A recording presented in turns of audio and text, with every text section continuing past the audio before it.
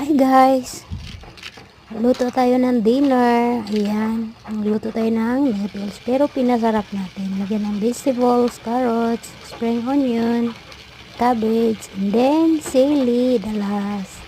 Para may lasa. Ayan. Kasi nga, mahirap pa yung panglasa ko. Hindi ganun, ano pa yung panglasa ko. Kaya gusto ko may sili para maramdaman ko. Ayan.